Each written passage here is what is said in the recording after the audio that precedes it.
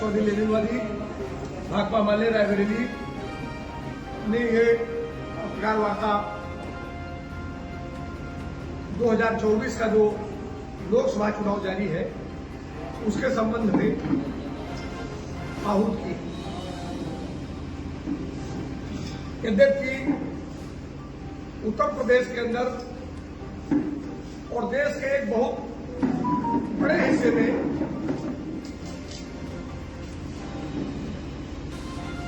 भाकपा माले चुनाव नहीं लड़ रही है, लेकिन वो इंडिया गठबंधन का हिस्सा है और बिहार, झारखंड, असम में वो गठबंधन के तहत चुनाव मैदान में है। भाकपा माले का ऐसा मानना है कि वर्तमान दौर इस मुल्क में फांसीवाद के चंगुल में फंसा हुआ पूरा देश और इससे बाहर निकालने की जद्दोजहद में है। और ये आज इस देश के अंदर जितने अमन पसंद लोग हैं, लोकतंत्र पसंद लोग हैं, जिनको इस देश के संविधान और लोकतंत्र की और इस देश के आम नागरिक की चिंता है, उन सबके सामने एक कठिन प्रश्न है कि सांप्रदायिक फांसीवाद के चंगुल से इस देश को कैसे बाहर निकाला जाए और आसन्न तानाशाही से मुक्त करते हुए इस लोकतंत्र को अक्षुण्ण बनाए रखते हुए इस देश के आवाम के बेहतर जीवन को सुनिश्चित करने वाली एक लोकप्रिय सरकार का गठन किया जाए। और इसीलिए भाकपा माले इंडिया गठबंधन का हिस्सा है और रायबरेली में भी और पूरे शेष देश के अंदर भी भाकपा माले अपनी पूरी ताकत के साथ भाजपा हराओ, देश बचाओ के नारे के साथ इंडिया गठबंधन की जीत की अपील करती है। तो रायबरेली में भी हम लोग आज से अपने भाजपा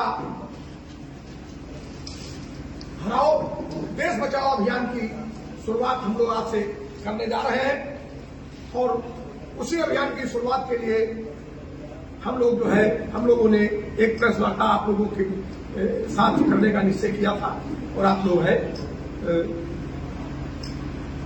इस प्रेस वार्ता के संबंध में इसकी पृष्ठभूमि जो थी वो हमने आपके बीच में रखी। अब आप कुछ सवाल कर सकते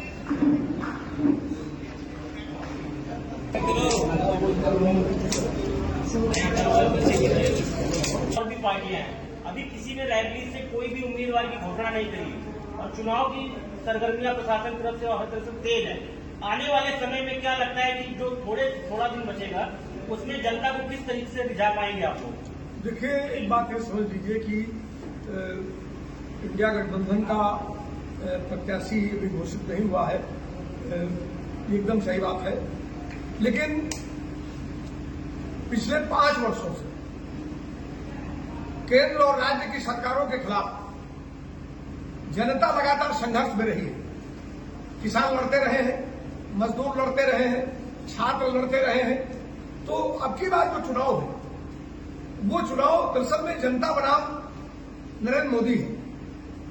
दिल्ली के कुशासन, उनकी गलत नीतियों, जन विरोधी नीतियों, नौजवान छात्र किसान विरोधी नीतियों, महिला विरोधी नीतियों के खिलाफ ये पूरा देश अंदर से कुड़बुड़ा था और देश को धीरे धीरे वो जिस रास्ते पर ले गए, जिस सांप्रदायिक खुरेजी की भेंट इस देश को चढ़ाया है, इस देश के अंदर जिस तरह से नफरत का माहौल उन्होंने पैदा किया है और इस सब के पूरे खेल के पीछे जिस तरह से इस देश की संपत्तियों को उन्होंने चंद घरानों के हाथ औने पौने दाम में नीलाम किया, वो पूरा भेद इस देश की जनता के सामने खुलेआम है। इलेक्ट्रोल बॉन्ड ने जो बची खुची कसर थी उसको भी पूरा कर दिया। आप किसान का 1,16,000 करोड़ रुपया माफ करने के लिए तैयार नहीं है, लेकिन 16 लाख करोड़ रुपया इस देश के पूंजीपतियों का आपने माफ कर दिया। मनरेगा के अंदर आप 3 दिन काम उपलब्ध करा रहे हैं, 60,000 करोड़ उसका बजट है, आपने उसके बजट में 13,000 करोड़ की कटौती कर दी, 13% की कटौती की। उसके लिए आपके पास पैसा नहीं है, लेकिन अपने पूंजीपति दोस्तों का राइट ऑफ कर देने के लिए आपके पास 16 लाख करोड़ रुपया है। तो ये पूरा देश देख रहा है, बैंक, बीमा, LIC से लेकर के कृषि तक, तो पूंजीपतियों के हवाले करने की जो कोशिश हुई, इसको पूरा देश देख रहा है। बेरोजगारी अपने चरम पर है। अभी एक रिपोर्ट आई है ILO की, इंटरनेशनल लेबर ऑर्गेनाइजेशन ने अपनी एक रिपोर्ट में कहा कि इस देश की 80% आबादी बेरोजगार है, और उसमें उन्होंने कहा कि 65% नौजवान बेरोजगार हैं। उन नौजवान बेरोजगारों में इंटरमीडिएट प्लस एजुकेशन है, मैंने वो PhD है, MA है, MSc है, MBA है, MCOM है, वो तमाम तरह का BTech है, MTech है। तो वो लोग हाईली एजुकेटेड लोग बेरोजगार हैं।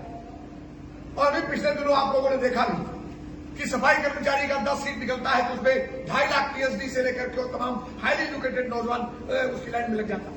तो ये जो संकट है पूरे देश का, और सरकार 10 सालों में एक्सपोज हो गई। कैसे देख रहे हैं आने वाले जो है, कल एक बयान आया शेष यादव का, उन्होंने कहा है कि गाजियाबाद से लेकर गाजीपुर तक इस बार हम जीतेंगे। ठीक है, हम तो कह रहे हैं कि भाई कि इस चुनाव में जब देश के अंदर आजादी, लोकतंत्र और संविधान बचाने की जब लड़ाई है, तो आजादी, लोकतंत्र और संविधान की जरूरत किसको? आजादी, संविधान और लोकतंत्र की जरूरत इस मुल्क के गरीब आदमी को, इस देश के मध्यम वर्गीय आदमी को, इस देश के नौजवानों को है, महिलाओं को है, छात्रों को है, मजदूरों को है। खासकर बात करें अगर जो है यूपी में गठबंधन की, सपा और कांग्रेस की, इतिहास उठा के देख लीजिए, कभी सक्सेस नहीं रहा है। तो क्या लगता है आपको? वो अतीत को कभी कभी ऐसा है कि अतीत हमेशा एक ही जैसा नहीं होता। ऐसा कहना है। पानी गंगा में बहुत बह जाता है। जब पिछला गठबंधन हुआ था उसके बाद में जाने कितना पानी गंगा में बह करके और गंगा सागर में जाके मिल गया, तो चीजें पलट गई। कभी आप पूरी चीजों को आप दोहरा नहीं पाते और कभी वही चीजें आपके पक्ष में क्लिक हो जाती है। यही भाजपा है तो 2 सीट पर सिमट गई थी इसी मुल्क के अंदर, और 15 साल बाद वही भाजपा इस देश की सत्ता में चली गई। तो इस बात को कहने का कोई फायदा नहीं है कि गठबंधन पीछे बहुत अच्छा काम नहीं कर पाया था। आपने भी कहा कम्युनिस्ट पार्टी के अंदर बक्ता का भी जो है बिहार झारखंड और उसमें जो है क्या रोल है, और वहाँ पे हम लोग सपोर्ट कर रहे हैं यूपी में, और खासकर बात करें रायबरेली और अमेठी में क्या रोल है? पूरे प्रदेश के अंदर, पूरे देश के अंदर हम लोग रायबरेली में क्या रोल रहेगा? रायबरेली में हम लोगों ने अपना एक अभियान लगातार हम लोग चला रहे हैं, और आज से हम लोग दूसरे एक जुझारू अभियान में जाने वाले हैं, जिसमें भाजपा को बेनकाब करो और उनको चुनाव मैदान में करारी शिकस्त दो और लोकतंत्र की हिफाजत करो। ये अभियान हम लोग शुरू करने जा रहे हैं। उसके लिए हम लोगों ने एक जन अभियान का पूरा एक खाका बनाया है। एक पर्चा हम लोगों ने जनता के नाम अपील भाकपा माले की निकालते हुए महागठबंधन को विजयी बनाने का हम लोग आह्वान करेंगे, और गाँव गाँव जाएंगे और मेहनत कश मजदूरों, महिलाओं, छात्रों, नौजवानों को बोलबंद गठबंधन की जीत के लिए और इस देश के अंदर लोकतंत्र, संविधान और नागरिक आजादी को खत्म करने वाली भाजपा के खिलाफ एक जन अभियान की कल से शुरुआत करेगी। उसी के संबंध में आज ये प्रेस वार्ता बुलाई गई है।